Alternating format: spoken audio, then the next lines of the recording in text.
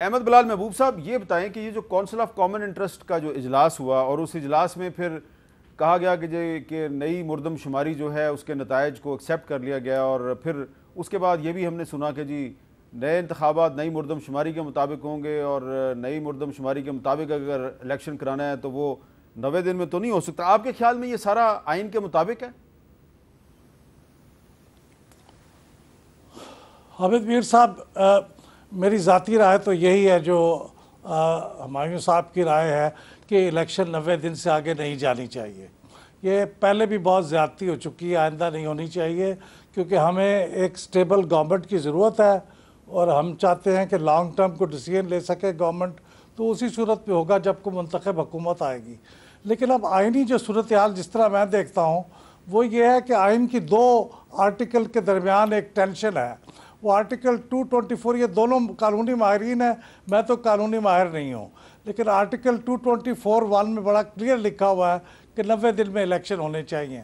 لیکن ایک آرٹیکل 51(5) بھی ہے، اس میں وہ کہتے ہیں جب کوئی مردم شماری ڈکلیئر ہو جائے، آفیشلی پبلش ہو جائے، تو اس کے بعد پھر آپ قومی اسمبلی کی سیٹیں اس کے حساب سے ڈسٹریبیوٹ ہوتی ہیں۔ یہ بتائیں کہ جو کونسل آف کامن انٹرسٹ یعنی مشترکہ مفادات کونسل کا اجلاس تھا، کچھ لوگ کہہ رہے ہیں یہ غیر آئینی اجلاس تھا، آپ کیا کہتے ہیں؟ دیکھیے، اس میں معاملہ یہ ہے کہ دو چیف منسٹر جو تھے وہ کیئر ٹیکر چیف منسٹر تھے۔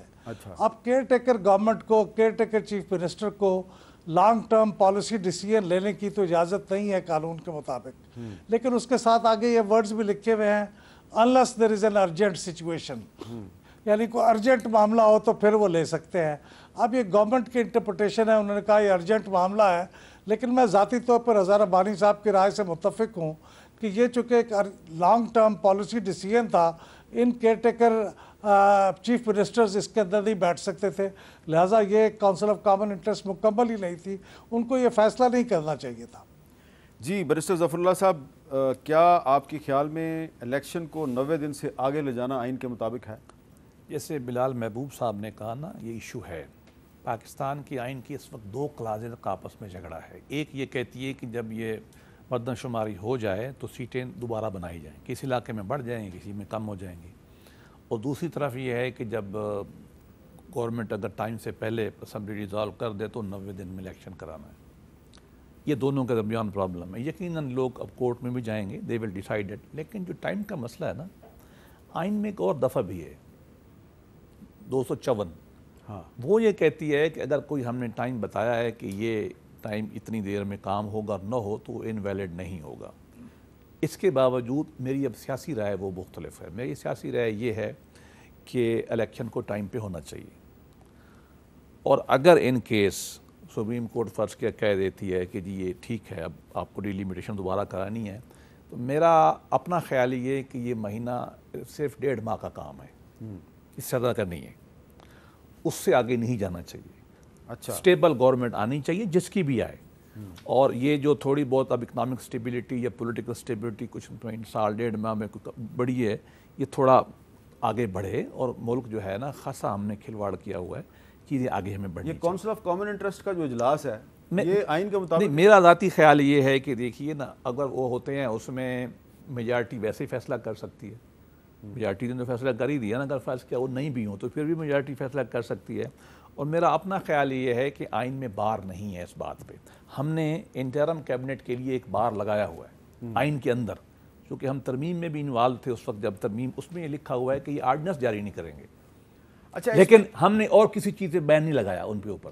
اگر ملک کے حالات ایسے ہیں کہ ایک پروسیس پہلے چل رہا ہے، مردم شماری کا بڑا لمبا چوڑا پروسیس ہوتا ہے، بہت مشکل پروسیس ہے، کنٹروورشل پروسیس ہے، ہماری ٹرنیور میں ہم اس کو نہیں کروا سکے تھے، CCI نے پاس ہی نہیں کیا تھا، اس سے پہلے 90s میں پاس نہیں ہوا تھا۔ اگر ہو گیا ہے تمام صوبوں کا کنسنسس، یہ ایک بہت بڑا کام ہے، لہذا اس کو آگے چلیں، لیکن اپنا کام تیز کریں اور چند دنوں کی مطلب میکسیمم دیر ہو، لیکن معاملے کو آگے لے جائیں۔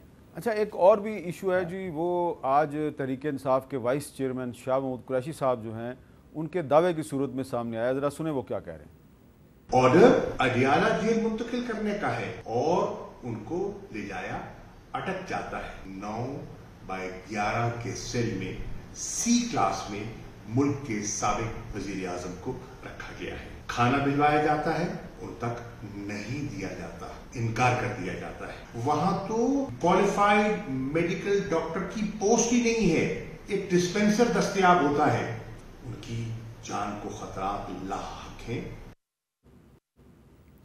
अच्छा, अब शाह महमूद कुरैशी साहब ने कहा है कि अदालत ने हुक्म दिया था कि चेयरमैन तहरीक इंसाफ को अडयाला जेल रावलपिंडी मुंतकिल किया जाए, लेकिन उनको अटक जेल भेज दिया गया है। अब यहाँ पे जो है ना, बड़ी इंटरेस्टिंग सूरत हाल है। परवेज़ मुशर्रफ के दौर में जो नवाज शरीफ साहब हैं, उनको अटक किले में रखा गया था। अटक किला और अटक जेल बिल्कुल मुख्तलिफ जगह हैं। अटक जेल में शहबाज शरीफ साहब को भी रखा गया था जब इमरान खान साहब वज़ीर आज़म थे। तो ये एक बड़ी अजीबो गरीब सूरत हाल है कि वहीं पे भेजा गया है इमरान खान साहब को, जहाँ शहबाज शरीफ साहब भी थे।